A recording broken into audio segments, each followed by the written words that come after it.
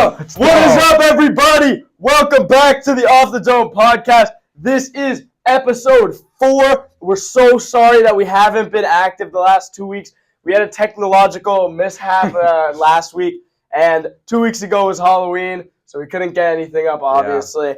But yeah. Some clown decided to film it on slow-mo. Don't know exactly who that was. We fired our camera guy, but we're all good now. It was just we had some issues. We got busy with class registration, exams and stuff, but we are more than excited to be back for a new episode of a great slate we have this weekend. Just some absolutely great football is going to be played this weekend. And here to talk about it are some absolutely great guests. So first, hailing from Minnesota, a freshman at Syracuse, the one, the only, Akhil Agrawal. Clap it up. Come take a seat. Come take a seat. Whatever. Let's do it. All right. Next up, from Connecticut, we got another freshman, Giuliano. Yay! All righty. Let's get into it. How's everybody feeling? Doing great. More than happy to be here, Noah. What about you? Yeah. I'm feeling absolutely pumped up to be back on the Off the Dome podcast with the right tech and with the right everything. Just a great week, guys. Yeah, hopefully we can get this episode up. But let's talk about everything that's happened since we've last been on the podcast. Some crazy games on Halloween. We're going to look past that. Syracuse has not won since we've last been on, to no one's surprise. And Syracuse was eliminated from bowl eligibility, which I don't know if anybody is actually, shocked about that happening. But they've only gotten worse. And Fran Brown last week, Mario Cristobal, they got into a little bit of an altercation. Brady, what do you think? I mean, just the Syracuse team has not been doing good. They actually haven't won since we started this podcast. Yep. So maybe we're their bad luck charm. That's why they keep losing. I mean, they were dropping games before that. We just kept it rolling with them. But they just didn't look good versus Miami. To be honest, I turned on to another, the ABC primetime slot. Yeah, you're better than me. I didn't even turn it on. I'm not going to lie. But I had a little multi-view going up. They didn't look good. They kept it close, but the key problem that I've noticed with this team all year is just the second half. They come out, they either have one half where they can kind of keep it up. Yeah.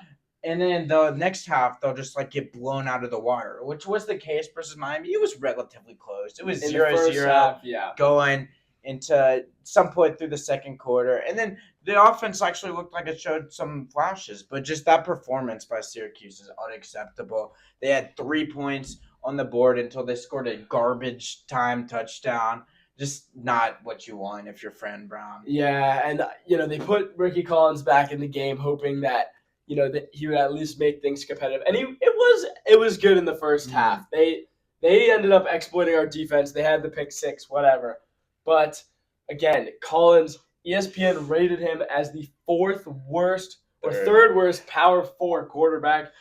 Insane stuff. I mean, in all Power 4 conferences, he is the third worst quarterback. It's kind of brutal because one of the quarterbacks lower than him was the Wisconsin punter. So they have had 5 quarterbacks play for them all year, and it's pretty disappointing when you see a quarterback that's the head of a proud program like Syracuse perform like that. But yeah, it's just not. Ricky has not been what Syracuse needed out of him this season. Not at all, man. And with the ACC being as it is right now, Syracuse this would have been a great season for Syracuse to put things together or try to kind of contend, considering how weak the ACC is. The ACC has been terrible this whole season. It's just really looked bad on all fronts. And Syracuse, as we've seen, has decided that they want to become a part of this trend by being just as bad themselves. They're contributing to the poor play. But, I mean, yes. Georgia Tech, they took a loss. They're back in it. However, Miami looks like they could be back in it with the Virginia loss, who, by the way, Virginia lost their starting quarterback. That game probably would have gone different versus Wake Forest had Virginia's starting quarterback Chandler Morris been playing the whole time. But just as a result, he's expected to play this weekend versus Duke, which who would have thought that 5-4 Duke would have a playoff chance, but it looks like they're with 3 non-conference losses. Yeah. It looks like they're in the mix. If they can beat Syracuse by 35, I think that they have a chance to, succeed in the ACC championship. I don't know. That's pretty easy to do. It is a little easy to do.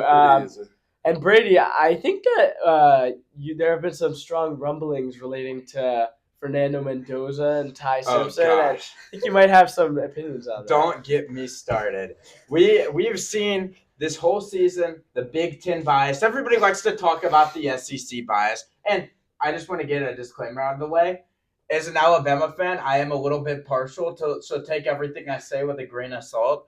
But we look at Fernando Mendoza and Ty Simpson. Fernando Mendoza he struggles versus Penn State, who just fired their coach, which it's still impressive to win in Happy Valley, have a drive like that.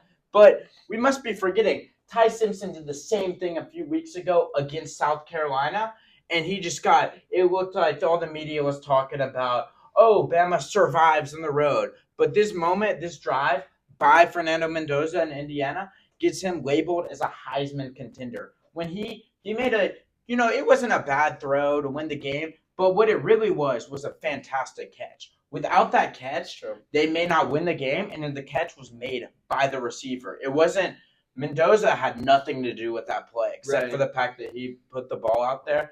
But that's why I just think you can't really call that a Heisman moment when it was mainly the receiver that did all the work.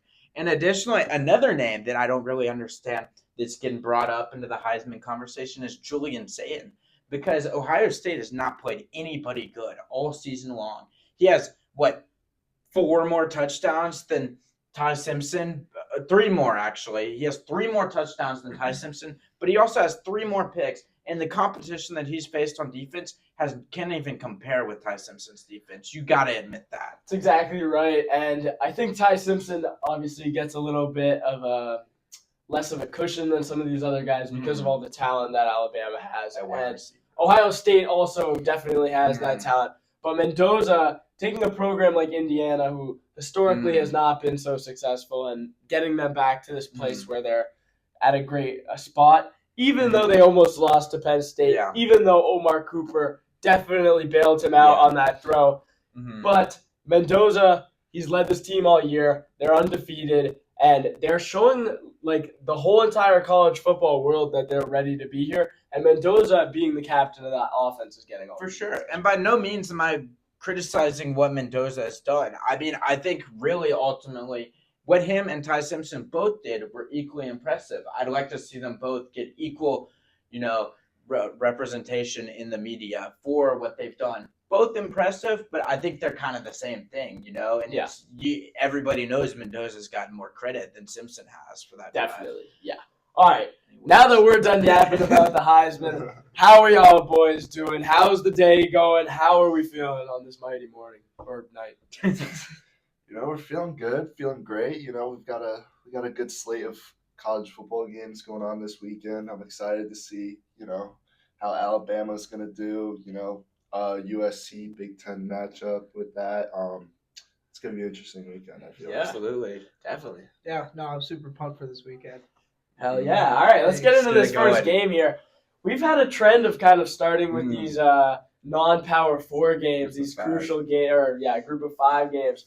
But we're jumping in right here real quick. Number 24, University of South Florida at Navy. Navy, they haven't really put together the season that many were expecting. South Florida, I would say, has about match expectations. And Navy's on a 2-game losing streak. Granted, 2 hard games, North Texas and Notre Dame. But, guys, what are we thinking? Akhil, I'll start with you. Yeah, no, I think for sure South Florida's got this in the bag. As you said earlier, Navy, they haven't been really doing as good as everybody expected. Plus, I think also South Florida, they've had a pretty decent season so far. Anything you want to say, Jake? I have kind of 2 predictions of how this game might go. I feel like it either might be South Florida absolutely just blows out Navy, or it's a really gritty, tough football game where it's maybe 13-10. I feel like it could go either way, but South Florida, they had a pretty good win versus UTSA. They had a very, very dominant win, so I feel like they're just going to ride that momentum, and I'm taking South Florida. Yeah, we touched on that last week. You can never really count out a military team. Yeah, you really. They're always going to be tough. Granted, they go through some pretty tough off-season workouts, but USF, when they've been beat, it's been against the passing game. We saw Memphis. When they were getting beat, it was through the air. Memphis's pass game was the thing that was beating them. And Navy, we know that they rely on those read options. You know, Blake Horvath, he likes to get out of the pocket. He likes to run. And I think USF's defense is going to snuff them out. Even though they're going to be tough, Navy's going to be into that first, make it a good game. But I think USF is just too talented for this Navy team to keep up with. Absolutely. Expect to see a lot of triple options. Yeah. The military academies love to run it, but I've been high on this South Florida team all year long. I'm really excited when they come to Birmingham next week. I may be in attendance to that game. We'll see what happens. But I've just been really try to recruit you guys. I've just been really excited about this South Florida team all year. You know, I was a huge fan of Byron Brown. I got the opportunity to see him play last season versus my Alabama Crimson Tide, and he just led this Bull team into a dogfight. It was 13-14 going into the fourth quarter against Big Bad Bama. For that reason, give me South Florida to take the victory. So we've got a clean sweep. Everybody thinks USF's winning, unsurprisingly. But don't count out Navy in this game. They've been known to make games close, and they have that dog in them. They have that fighting spirit. But ultimately, obviously, none of us think that that's going to be enough to get them to win. Let's get into a ranked matchup on both sides. Iowa at USC. I think this is one of the most intriguing games of the whole entire college football season. Iowa, coming off of a pretty interesting loss versus Oregon, they were in it basically the whole time. Unfortunately, they lost that game. I mean, Oregon just kind of got ahead of them at the end. But they have showed signs of life. Mark Gronowski looked great last week. Their defense was holding up well. I don't think Oregon got more than 20 points. And USC, on the other hand, that offense, we know that they can be dynamic. We know that they can kill guys and just drop 40 any given Saturday. So who are we taking, Brady? I want to start with you. These USC wide receivers, they're two of the best, possibly the best wide receiver duo in the country. Doesn't really get a lot of attention with Mekhi Lemon and Jacoby Lane. And, you know, Lincoln Riley, all week we've been hearing rumors that he might leave, which I don't really know why you would leave one of the top 3 programs of all time for Syracuse? No, I'm just kidding. But Mark Gronowski, one thing he does well, he runs the ball well. He cannot throw. Right. He's had 4 pass touchdowns on the season, 4 picks. For that reason, I think that Iowa's really going to rely on the run game. They're missing Bear Alexander, which I don't know if y'all know much about Bear Alexander. Let's let the viewers in on who Bear Alexander is. He's I don't know. He's been to like 5 different schools. He's the guy that had like a Penn State profile pic, a Georgia tattoo, and he was on an Oregon visit while he had like USC in his bio or something like that. He's just had so much football summed up for you. He's just had so much. They're gonna miss him. I don't think it really matters though. Give me the Trojans. Fair enough. Keel? I think for sure Iowa's got, you touched perfectly on the Iowa quarterback, I was kind of struggling in the throwing game, but, as you mentioned as well, they're very run-heavy offense. I got a buddy who's at Iowa, and he always just sends crazy glaze over this quarterback. I'm like, he does not throw the ball, but you guys have a really solid running game. So I think that's their biggest advantage over USC. So give me them Hawkeyes. Ooh, okay. We got a split opinion. Jake, where are you at for this? I'm going to take USC. I feel like with a lot of these Big Ten games now with West Coast teams coming in and all that stuff, travel can get to people. True. I feel like maybe Iowa, the travel will get to them as well. And also I feel like just Iowa's Iowa. Their defense can only hold up for so long with their offense. Their offense really is not that great. I mean, I think we all know this. They're not really great. I think it'll be a close game in the first half, and then the second half, I think USC is just going to start, just chipping away. So, with that, I'm taking USC. An Iowa fan, they love to see their punts. Yeah, they do. You know what? I don't think this game is necessarily going to be the highest scoring game. Not going to be raining touchdowns. We know it never rains in Southern California. However, Iowa has got something special in Mark Gronowski. Maybe he's not the most accurate quarterback. Maybe he doesn't even know how to throw the football. However, I think he's a great running threat. And this Iowa defense last week showed me that they're legit. Showed me that they can contend with the big bad dogs. USC, Jaden Maeva, this is his last chance to prove that he can be legit and that he can lead this offense and this team as a whole to a big win. But I think that Iowa, in this environment where they are just so locked in after that loss last week, I think that they're going to have a fire under their stomach. They're going to want this more than USC does. Give me Iowa to win in a game that's going to be like 10-7 or something. It would be like a Thursday night football score. Thursday and Monday night. This is my message to the NFL before we go further. Please start putting better games in your primetime slots. I have not watched a good Monday night football game in at least 4 or 5 weeks. So if you're hearing this, please get your stuff together. Last one was They definitely are. The last one was, your Lions. Yeah, Big it was. Lions guy. All right, well, a team we just talked about is Notre Dame, and they have been climbing back into the playoff race after 2 early losses. And College Game Day taking their talents to Pittsburgh. What are you doing? Maybe a bit of a controversial pick here, but Notre Dame at Pitt with College Game Day. Notre Dame is ranked number 9, and Pitt, one of the shockers of this year, could be a threat in the ACC, number 22. Jake, let's start with you. It's a very intriguing matchup. Pitt is, I don't really know if people expected Pitt to be this good this year. Definitely not. And Notre Dame is still Notre Dame. They look pretty good. Notre Dame only lost their first 2 games by a combined total of 4 points to 2 top-ranked teams. And I don't know. I feel like just Notre Dame's Notre Dame, and I'm going to pick Notre Dame. All right. So. Gil, to you. Now I'm, officially a big Syracuse guy. Just hate Pitt, man. Screw Pitt, except for your boy Elon Newman, if you're listening to this, man, we love you. That's the we only love thing you, we but, love about The Pitt. only good thing about The only Pitt good is thing about Elon Pitt Newman. is Elon Newman. So yeah, give me Notre Dame. Elon, if you're watching this, I apologize for the rant I'm about to go on. College Game Day should not have gone to Pittsburgh. You got Texas and Georgia playing each other in Athens. You got Oklahoma and Alabama playing in Tuscaloosa. Brady is the SEC representative. This is a terrible pick. Like, I get it. You've been to both schools already. You got the SEC bias or whatever they say.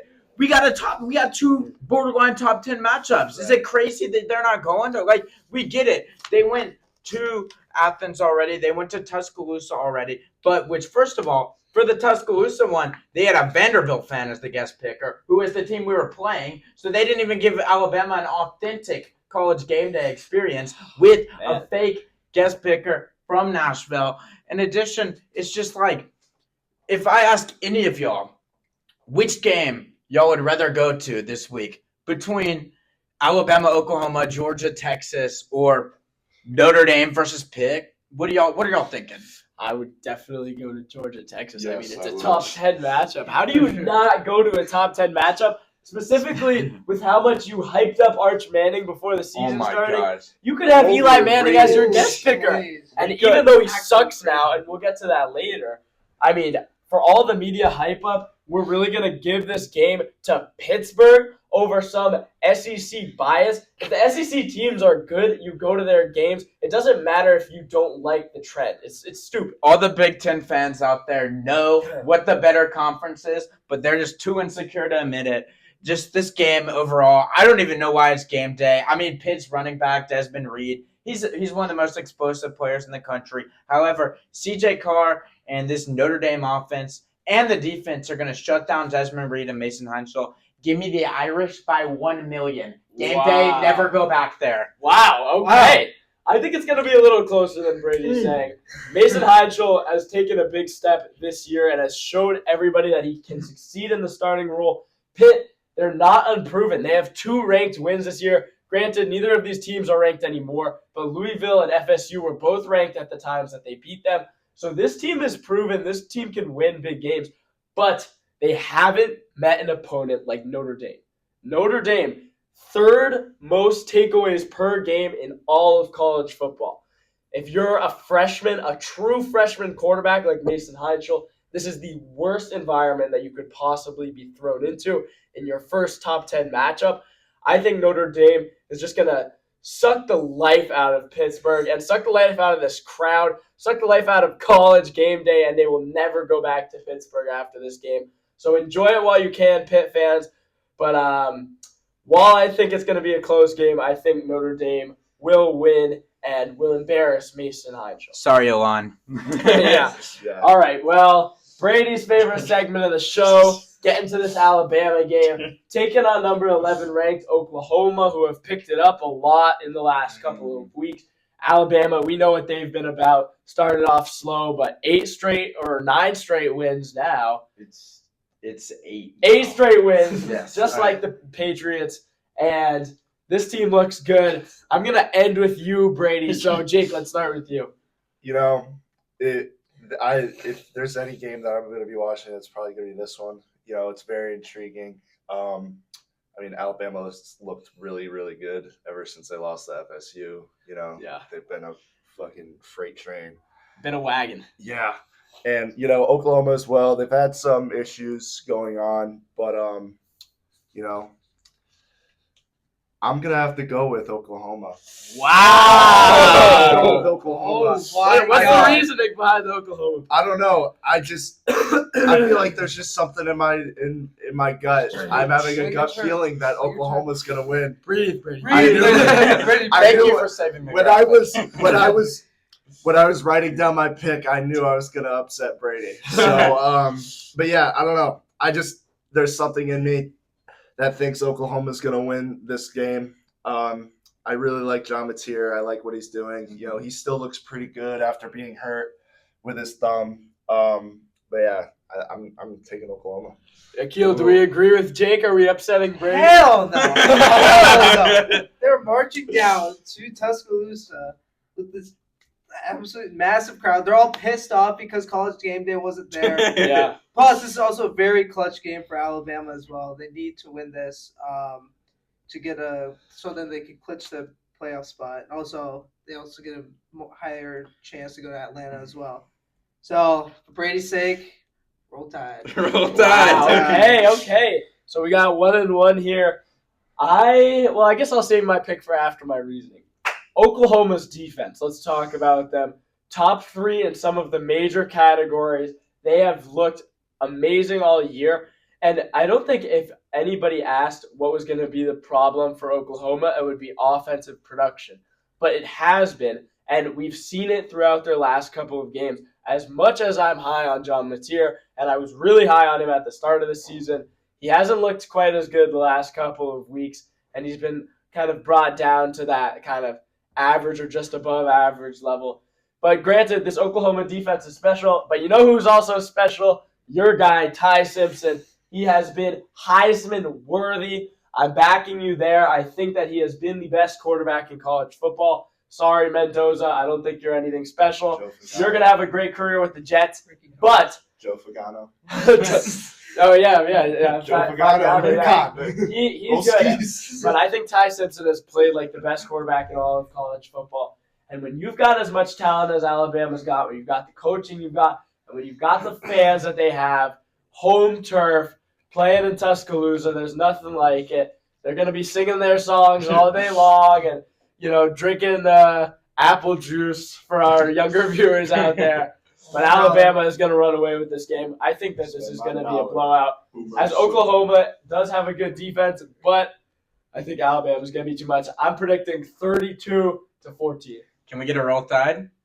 Roll Tide! All right. Alabama's defense. From watching that first game of the season versus the Georgia game, in particular, one category they struggled with was rushing. They've struggled with rushing quarterbacks. For example, Lenore Sellers of South Carolina, they had a tough game. Diego Pavia, they figured him out eventually. but he kind of, at the beginning of the game, they had an opportunity to go up 14-0. Then, obviously, Tommy Castellanos from week 1, and then Michael Van Buren coming in for Garrett Nussmeier last week came in, but Alabama's defense adjusted for Van Buren and was able to stop him. Sounds like a 1700s name, Van Buren. Yeah. So he's gonna run for president. Martin Van Buren. Yeah. Shout out Martin Van Buren. Shout out Martin Van Buren. But just overall, last year it was a must-win game for Alabama. They went into Oklahoma, into the stadium, and they came out. It was 10-3 halftime. The offense wasn't moving. Jalen Milroe threw 2 costly picks way early in the third quarter that just set up Oklahoma. One of them was a pick 6. The other one gave them like 1st and goal or something. The difference between him and Ty Simpson doesn't throw picks. He has 1 on the year. Well, he's perfect also. He's No, that's not many picks. Joe Fagano. For that reason, I think Alabama gets it done. I think that the offense works, doesn't turn the ball over. However, with Isaiah Satania and the Oklahoma offense, I still think they get stopped. Roll Tide. Brady is 5-0 on picking Alabama's games, and he's picked Alabama every time. So it must be the picks that are giving them the luck, giving them the 8-game win streak. But now let's go to the off-the-dome game of the week. Texas at Georgia. I think it should have been college game day. You got 2 powerhouse SEC squads, 2 blue bloods of college football, I believe. Texas at Georgia. Brady, let's start with you. It's really a good game. Texas has improved a lot. They knocked off Vanderbilt, which many people, that's probably nobody, if you told somebody 10 years ago or 20 even back in the days of Vince Young that Vanderbilt would be a favorite over Texas on the road, people would have called you crazy. But this Texas team has really improved so much. They look amazing. What are you doing? They have really improved a ton. With that being said, Gunnar Stockton and this Georgia team is too much. Give me the dogs. Wow. In the Peach State, they're going to be parking. Wow. Okay. I don't know how anybody's going to follow that pickup, but Jake, give it a hack. Texas is overrated. Texas is overrated. That's the message to the fans. They should not be in the top 10. They should be maybe 24 at best. All right, here's my thing on Texas. Arch Manning, the glaze of Arch Manning is unnecessary. Oi, man, I mean, what? You got it. What? Don't hit my cake. Oh yeah. What? the BS that I saw with Texas being glazed by beating the crap out of UTEP was insane to me. After them losing to Ohio State, getting what happened? 14-7. Yeah, 14-7. They It's like look an Iowa awful. They look awful, and then they start beating up these not even group of 5 teams, and now everybody is saying that they are like God's creation of a football team, being ranked number 10. I don't understand it, to be honest. And Georgia is Georgia, and Georgia's Georgia. And I'm gonna have to go with Georgia again. Fair enough. Yeah. And I'm also biased because I have a teammate on Georgia. But give him a shout out, man. Ryan Puglisi, he's up next. He's up next. He's gonna be that guy. He's He's gonna be beating Alabama next year. Wow. I don't know about that, Ryan. If you're out there listening, we'd love to have you as a guest on the podcast. Ryan, we would be honored. It would be an honor to have you. I'd pick Georgia over Alabama if you came right here on the podcast. Look, Jake, I want to expand on that point because that's exactly right. Texas has gotten back into this top 10 rankings by beating Vanderbilt and a bunch of D2 borderline institutions. I think a point I want to make is Ohio State, I feel like they've kind of done the same thing, though. They are definitely number 1 worthy. They have all the talent in the world. I mean, find 2 cornerbacks in the college football that can guard Jeremiah Smith and Cardinal Tate. But alas, they have also played nobody since that Texas game. And everybody's just acting like they're some powerhouse when I feel like they haven't proved it as much as I would need to have them as my number one. 2 words: Bray Hubbard and Damani Jackson. Oh my gosh. Yeah, there we go with the glaze. Alas, my pick, Texas at Georgia. I mean, I am with you, Jake. Texas does not deserve to be number 10 ranked. I don't even think that they deserve to be ranked. Call me crazy. Wow. Vanderbilt, as good as they have been, I think it was a fluke win for Texas. I think Arch Manning is the most overrated quarterback that we've ever seen in college football. And I think that going into Sanford Stadium is one of the hardest things that you can do, especially as a first-year starter. And this Georgia defense, I mean, wow, they have been amazing all year. If DJ Lagway looked this good, or looked as good as he did against Texas, I think Gunnar Stockton will look just as good, if not better. He's put together some solid performances since that loss against your Crimson Tide. He's looked pretty solid. He's looked like a quarterback that can help them go far in the playoffs. And I don't think this Texas defense is proven, nor do I think that they're good enough to compete with Georgia's offense. And I don't think that Arch Manning and those overrated bums from Texas are going to be able to score more than 15 points on the Georgia defense. So give me the Georgia Bulldogs. Sick 'em. I think the only overrated bum there is just their quarterback. I mean, you gotta give him some credit. He has to live up to this Manning name. You know, he's literally like what our age, a year older, whatever it is. At the same time, but like, dude, like you're gonna live up to the name. Like, live up to it, dude. You have all these opportunities, all these resources, all that. Like, you just can't throw a goddamn football. Yeah. Plus, you know, they're at Georgia. That stadium post is going to be out of this world. They're all pissed off because, like Noah said earlier, this is what college game day should have been at. You know, big SEC matchup. So, give me them dogs. Give me them dogs. A clean sweep. We've got a lot of consensus picks. So, I'm going to take – usually we have a Syracuse section as, you know, the helmet is there. But this week they're on a bye week. So, guys – who do you think wins this week, Syracuse or their bye week? Bye week, next question. I got the bye week, 100%. Dude. Ricky Collins is going to throw passes straight to Casper the Ghost. They're going to the wind's going to take it into the end zone. He's going to throw it. He's going to get confused by like the wind and stuff like that. He can't read the wind, let alone read a defense. So I think the bye week's got it. I saw Ricky Collins walking around campus the other day, and he just didn't look like he was ready for the tough atmosphere that the bye week brings, you know? Yeah. Just the mentality of thinking that next week you have to go to South Bend and play number 9 ranked Notre Dame.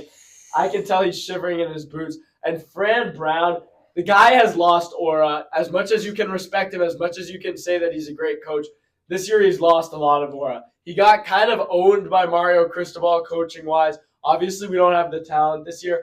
But after a loss, to go up to him and say, hey, this isn't going to be the norm, after you lose by 28 points and you don't really show any signs of life, I just think the guy has lost all aura that he gained last year. He's at ground zero going into next year, and he's going to have more talent. There's Calvin Russell, Steve Angeli's coming back, the development of Delorier and Demetrius Samuel will be interesting to see. But Fran Brown, come on, man. Just stay nonchalant. Do your thing in the press conferences. But let's not yap to other coaches after we lose by 4 touchdowns. I mean, just play our game, work on developing our guys, and stop being loud about it. Just work in silence. Tired of hearing these press conferences after the game. He just says the same exact stuff. We got to be better. So it's time for us to see that it can be better. And that takes us, we'll see it, I guess, next week versus top 10 Notre Dame, hopefully. That's going to be an interesting matchup. Notre Dame's going to overlook Purdue. You know what they did? Last time they had college game day to Notre Dame game, they beat Texas A&M and then lost to NIU the next week. This week, they're going to lose to beat Pitt, and then they're going to lose to Syracuse the next week. You know what? That would be an absolute holiday miracle. That would be a fever dream. They could write a movie all about that if we win, especially with how bad just the quarterbacks have looked. I mean, Ricky Collins, I don't even know if he eclipsed 50% completion. Probably That's not. awful. Damn. I mean, at least he completed more than 3 passes. But what can we say? All right, guys, going into the surprise section for this week, I've got a good one. Let's talk about the games. We've talked about close games. We've talked about, the tight matchups between good schools. but I want to talk about Blowout. Which game in this week's slate do you guys think is not going to be close at all? And which team is going to come out victorious? You got to pick one team, one game that's going to absolutely blow out their competition. And if you get it right, then you'll get 2 points added to your score. And I'll give you guys some time to think, but I think Brady's already got his pick. As I mentioned earlier, the game where College Game Day is going, it's going to be an absolute blowout. Pitt head coach Pat Narduzzi said before the game, he said this wasn't a must-win game, which is ridiculous. Why on earth is that game day? I hate to keep going back to this, but this is not going to be a game. This is going to be a massacre. The Irish are going to kill Pitt. It's not even going to be close. Fans, if you're watching at home, don't watch. Turn the game off after the first quarter. Big Noon has something on. As much as I don't like the Big Ten, you're going to want to watch that. You'd rather watch Iowa. Who's the past 2 national champions, huh? All right, bro. Oh. You'd rather watch Indiana beat up on Wisconsin. Apologies to Christian Allegro, a fantastic player. Shout out Christian Allegro. If you ever want to be on the podcast, you're more than welcome. Off the Dome loves new guests. I'd rather watch Indiana destroy Wisconsin than watch Notre Dame destroy Pitt, because one of those might actually be, we're going to actually get to see some talent watching Indiana. It won't be on Wisconsin's side, but just aside from Christian Allegro. Christian Allegro, you're going to have a great game, we believe. We love you, Christian Allegro. But anyways, Notre Dame killing Pitt. Akhil? Which game do you think is going to be? And don't repeat what Brady said. It has to be a different game. I think the bye week. All right, all seriousness, even I think Georgia-Texas game. Just like Noah said, Texas should be ranked way lower. Like, even if what's Iowa ranked? 21? They could easily, I feel like, beat Texas. Even Texas comes to Iowa, even they go up, Iowa goes down to Texas, whatever the case is. I still feel like Iowa will just walk all over Mr. Arch Manning. So I feel like Georgia and Texas, it's going to be a bigger game than people expect. It's also at Georgia as well, so just that added pressure and that added home field advantage as well. That's just all going to get to Arch Manning's head, and he's just going to explode. It's going to be a long game for the Longhorns. Jake, what are we thinking?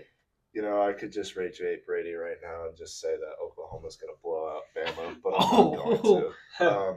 I mean, it's just I feel like South Florida first is going to blow out Navy. I don't know. It's just like one of those games where the military school just gets their ass kicked. I think it's just one of those random games where the military school just gets their ass kicked, and it's just that they're set in stone. So I'm gonna take South Florida blowing out Navy. Didn't think that this would be my role this week, but I am going to be glazing the heck out of Alabama. I think that they're gonna blow the crap out of Oklahoma. Oklahoma's defense is awesome, but Alabama is top notch. I think that a Caden Proctor touchdown is inevitable this week. I think that Alabama, in a week where I think every game that we're talking about is going to be within 10, other than that Notre Dame game, I think this game is going to be the highest scoring and the biggest blowout. Give me Alabama 38-17. Roll Tide, roll. Tide!